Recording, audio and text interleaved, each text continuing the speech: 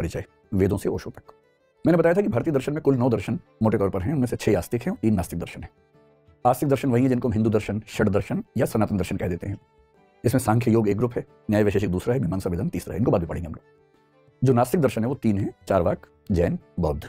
नास्तिक का मतलब जो वेदों को नहीं मानते, न कि ईश्वर को नहीं मानते। जो वेदों को नहीं मानते उसको नास्तिक कहते हैं, और जो वेदों को मानते हैं वो आस्तिक होते हैं। भारतीय परंपरा में ऐसी क्लासिफिकेशन है। अब जो 3 नास्तिक दर्शन है उनमें से एक बहुत प्रसिद्ध दर्शन है चार्वाक। वहां से हम बात शुरू करेंगे। और जब चार्वाक का नाम सुनते हैं, जैसे मैंने आपसे चार्वाक का, आप सब उत्साहित हो गए। उत्साहित क्यों हो गए? क्योंकि हम सब अंदर कहीं ना कहीं चार्वाक ही हैं।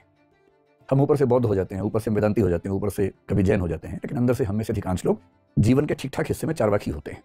अपने चार्वाकपन को छिपाते रहते हैं, दबाते रहते हैं। वो भी जरूरी है, समाज में रहने की मर्यादाएं हैं, नियम हैं, उन सबका भी ध्यान रखना बहुत जरूरी है। लेकिन चार्वाक को सुन के मजा आता है।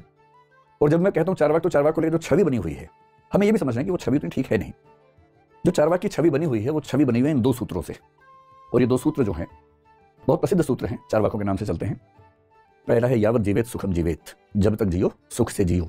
ऋणम कृत्वा घृतम पिबेत, ऋण लेकर, उधार लेकर भी पीना पर तो पियो, लेकिन घी पियो। हालांकि वो पीते कुछ और थे, लेकिन घी बोल रहे हैं यहाँ पर, घी पियो। भस्मीभूतस्य देहस्य, एक बार देह के भस्मीभूत जल जाने के बाद पुनरागमनम कुतः, पुनः आगमनम कुतः, पुनः कहाँ आती है देह? शरीर फिर नहीं आता है। एक ही बार का जीवन है, उसी को भरपूर जीना है।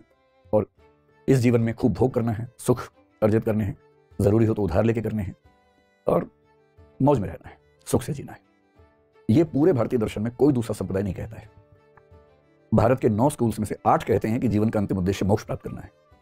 ये कहता है कि मोक्ष सिरफिरों का विचार है, कुछ नहीं रखा उसमें, सुख ही असली जीवन का ध्येय है, लक्ष्य है। इस वजह से इसकी आलोचना बहुत ज्यादा होती है। दूसरे में तो और खतरनाक तरीके से बोल रहा है। ये मदिरा पान के बारे में समर्थन कर रहा है। पीतवा पीतवा पुनः पीतवा यावत पतते भूतले, पीते रहो पुनः पीतवा, फिर पीते रहो, यावत जब तक कि पतते गिर पड़ो भूतले, जमीन पर। पियो पियो फिर पियो जब तक कि जमीन पर गिर ना पड़ो। और गिरने के बाद क्या करना है? उत्थाय च पुनः पीतवा। गिरने के बाद फिर हिम्मत समेट के उठना है। उत्थाय च पुनः पीतवा, उठो फिर पियो। क्यों? क्योंकि पुनर्जन्म न विद्यते, क्योंकि ऐसी कोई विद्या नहीं है, ऐसा कोई ज्ञान नहीं है जो दावा करता हो कि पुनर्जन्म होता है।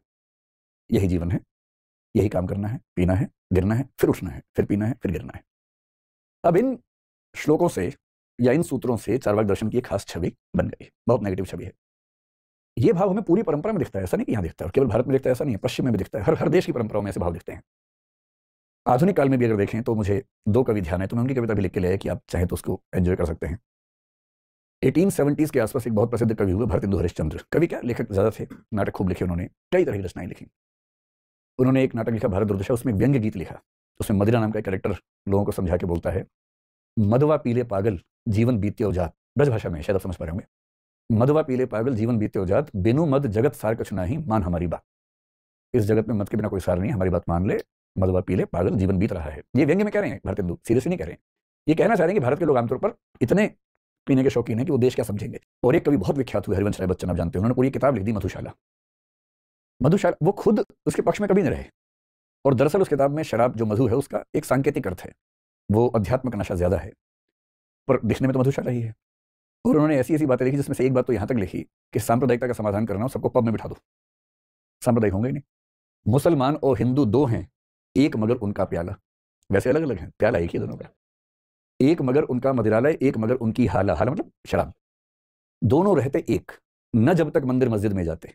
मंदिर मस्जिद जाते हैं तो अलग हो जाते हैं, उसके पहले एक ही हैं। बैर बढ़ाते मंदिर मस्जिद, मेल कराती मधुशाला। तो मंदिर मस्जिद बंद करो, पब में बिठाओ लोगों को। हरिवंश राय बच्चन जी वो दरअसल ये कह नहीं रहे, आध्यात्मिक अर्थ में संकेत कह रहे हैं कि दरअसल जो झगड़े हैं धर्म को लेके हैं, मजहब को लेके हैं, और जो चीजें एक करती हैं वो अध्यात्म है। यहाँ मधु का मतलब दरअसल अध्यात्म है, लेकिन ये नाम उनके नाम से बड़ा विख्यात हुआ, ये छंद बहुत प्रसिद्ध हुआ। दरअसल चार्वाक ऐसे हैं नहीं। ये चार्वाकों के बारे में कुछ गलत फहमियां हैं, और आप देखना चाहें तो मैंने ये दोनों छंद लिख दिए हैं सिर्फ आपकी जानकारी के लिए। चार्वाक कौन है, इनका थोड़ा सा हम पहले परिचय हासिल कर लें, और थोड़ा सा उस बैकग्राउंड को भी समझेंगे, क्योंकि दर्शन हो या कुछ भी विषय हो, जब तक आप उस ऐतिहासिक स्थिति को न समझें, आप उसकी जड़ को नहीं पकड़ पाएंगे। कुछ दार्शनिक, मैं तो दर्शन का विद्यार्थी रहा हूं लंबे समय तक, पॉलिटिकल फिलोसफी का भी रहा हूं। मैंने सब कुछ पढ़ने के बाद एक चीज समझी कि किसी दार्शनिक को समझना है, उसके देश काल की